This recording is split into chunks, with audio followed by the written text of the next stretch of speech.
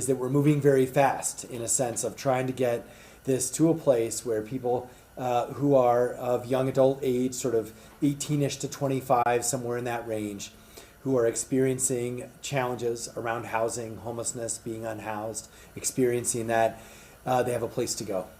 And we know that this is a massive gap in the state of New Mexico. We know it's a huge gap in the city of Albuquerque. There are some groups that work in this area, and we're grateful for them. But we know that this is something critical. And we also know that this, of course, is a renovated hotel.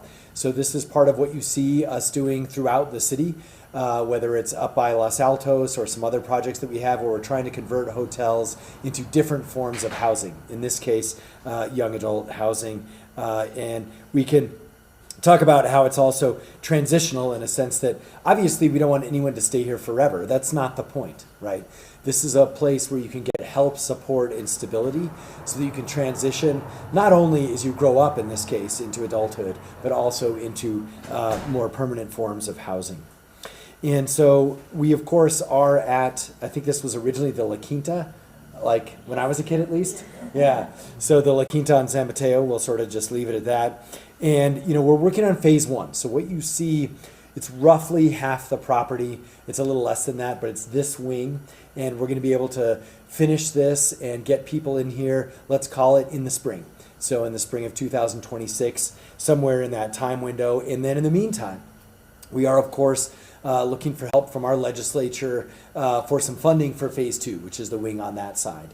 And so we know we're going to be able to finish that wing. It's just a question of how fast we can do that as we continue to gather funding. And so for us, this is an investment in our young adults. It's an investment in general unhoused challenges in Albuquerque, which we see all around us, and we know we have to do more and more of each and every day. Now, this also takes a couple of things. It takes, obviously, City Council, our appropriating body, and we have two councilors here who are very passionate about this and have been very supportive of it from day one. We'll hear from them. And then we also have the department that actually makes this happen, which in our case is HHH, Housing, Health, and Homelessness. This is really at the intersection of all three of those. And so to talk us through this project and what it's all about, let's hand it over to Gilbert Ramirez. Thank you, Matt. All right. Well, good morning, good afternoon. I'm like, what time of day is it? 2-hour delay sends you on a totally different kind of pathway. So my name is Gilbert Ramirez. I'm the Executive Director over the Department of Health, Housing, Homelessness. It's a joy to kind of be here. If you were here previously, you saw this look like a regular hotel entry lobby, and it's changed dramatically. We have been full court press to not only secure funding for this project, but more importantly, get this service up in our community as a need. So for those of you who don't have history on this particular project, let me kind of walk you through what that was and what was done. As all of our systems that are currently under our gateway systems, we've been very intentional around saying what are the gaps in our community that the city can contribute with partnerships to be able to fill those needs. So a while back we did this little study here in partnership with CYFD, Bernalillo County, the city, and our community partners. We funded a study that really outlined what does the youth and young adult homelessness situation look like in our city, and how could we go about obtaining that data. And so this was the first type of report that was ever done that looked at this particular population. And what it did identify, there are some huge gaps for young people when it comes to transitional living, and especially our young adults. Our young adults, and my background is as a licensed social worker, as well as I was a social worker in the schools, we saw this all the time. Young people, upon turning 18, who have been in foster care, treatment foster care, other institutions, are expected to all of a sudden magically just be adults and live on their own. Unfortunately, that's not the case. There are lack of the supports for you to be able to be a successful young adult in our community, which means there's no wraparound with maybe family support, peer supports. Where are you going to live? All of those things can be daunting, especially if you come up in a system that has provided everything for you and then says magically, you're on your own. So understanding that background is hugely important to say this study, like all the systems that we put into our gateway system, have been data driven. We've looked at the community, what were the gaps, and then we put a plan in place to create that system. Now, we have done things to address the unhoused situations for seniors, our adults, women, families with children. But the one area we hadn't addressed around that continuum is really our young population. The reason this is so vital and so important is that our 18 to 25-year-olds will eventually end up in other institutional systems if they are not supported and are cared for. And what I mean by that is incarceration. Our unhoused shelters that we see now, that we were full last night with because of the storms and the weathers and what we're seeing nationwide. It is important that we have a strategy at every entry point to divert. And this is really an investment in prevention and support so they don't end up dependent upon those other systems that we have that we're seeing young people involved in. So I want to applaud the folks, the synergy, the supporters. This has been really a culmination of not only our federal delegate support, our council, our county, city, and our community-based organizations and nonprofits who have come together to really give us the support to say we need to invest in this. Now, I actually went to school in this local school district area, and I had friends who lived in this neighborhood. One of my best friends and his mother was a housekeeper in this La Quinta back in the day. Never did I imagine we would acquire this facility. But it does speak to something around the intentionality of where this is. Not only off of transit routes that are super important, the alternative schools that are in the area and our partners who have joined us today. We cannot do this without you all, your input, as well as supporting those that you're already supporting on the educational front. We all know that if your basic needs aren't met, you're not going to focus on treatment, next plans, employment. You have to have housing stability before you can move forward. This will address that gap to be able to have young adults at least not have to worry about that while we support them on their path and entry out, so that we will have long-term success versus dependency upon the next transitional service. So I applaud again not only our other departments, DMD, et cetera, for the construction, our contracted partners for helping us as we looked at the design and thought of this, our counselors who have been very supportive, not only rallying funding, but being loud voices and champions to say this is a need in our community, we need to have it. So again, if I have one copy, it's on our website. I'm happy to give this to whoever might want it who hasn't seen it. I think it's important to understand the design, the research, the intentionality that we did to be able to say, why do we need this? And how does it support our system? And then lastly, I'll just share that it is part of the work that we've been doing for the last 8 years under the administration to really expand the system of care within our community. And in all honesty, it's also a reflection of the fact that New Mexicans take care of New Mexicans, and this is one example of that. Thank you. Thank you, Director Ramirez. Thank you, everybody, for being here. I just want to say, being unhoused is really hard. It doesn't matter how old you are, it is very hard.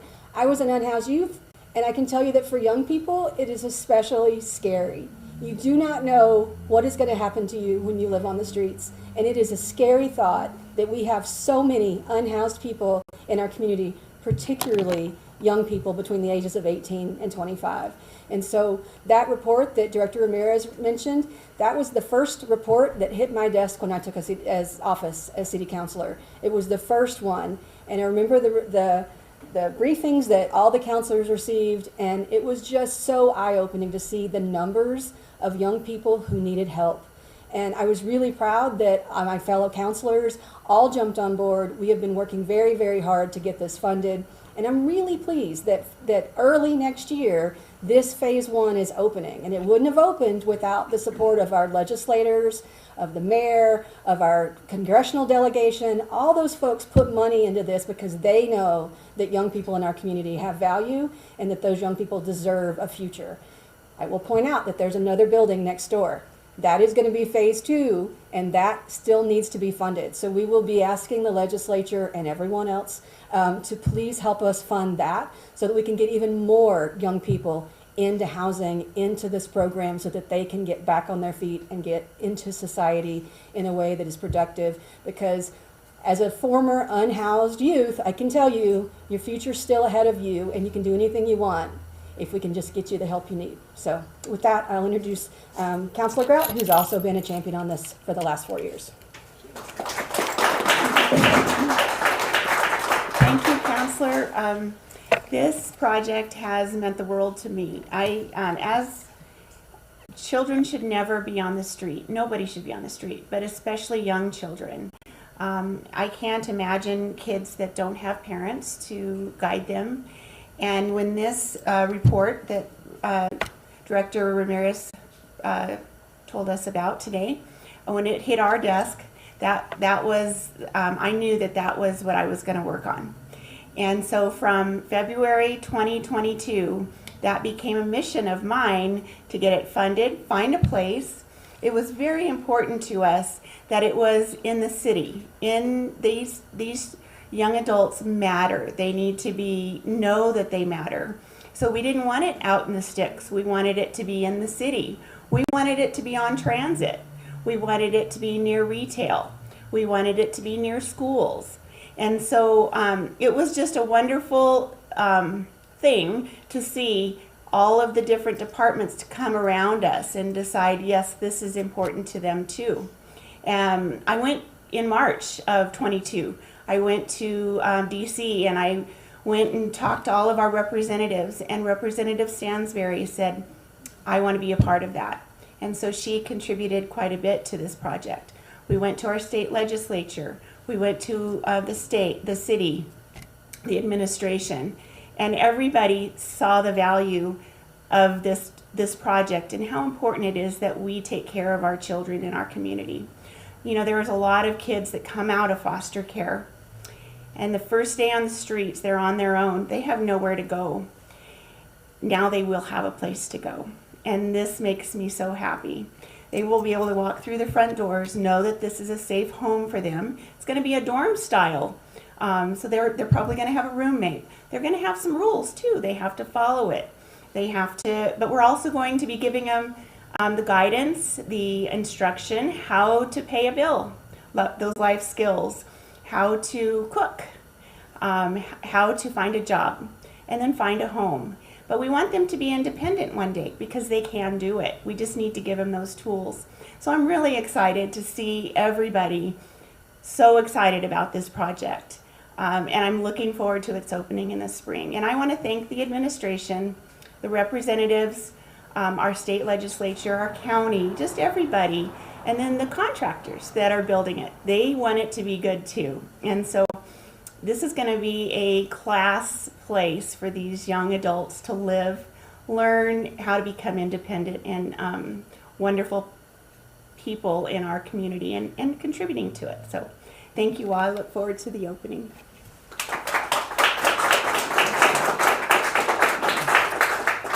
And we also have our state senator, Natalie Figueroa, is here, and we very much appreciate. We've talked a lot about how helpful the legislature's been, but in particular, thank you so much, Senator, and glad you're here. I think what we're going to do now is we really want to do kind of a walkthrough and an update, which is mechanically for our partners and our staff to see how things are going, but also, of course, if folks want to bring the cameras. So Gilbert or Rebecca, who's our tour guide? Gilbert or Jennifer? Or Jennifer. Okay, Jennifer McDonald, you can tell everyone what to do next. Okay. Hi everyone, my name is Jennifer McDonald. I'm the Gateway Operations Officer. We're going to follow our superintendent. So Bobby in the back, will you raise your hand? Bobby will lead us on the tour. So if you want to get your cameras and some of your stuff, we'll go up and show you one of the rooms. We're still pretty bare bones, but we're going to be ramping that up pretty quickly. So you can take a look at the boards to see what the rooms are going to look like, but we can walk you through and show you how we've renovated the former motel rooms and what they'll look like. Okay? Thank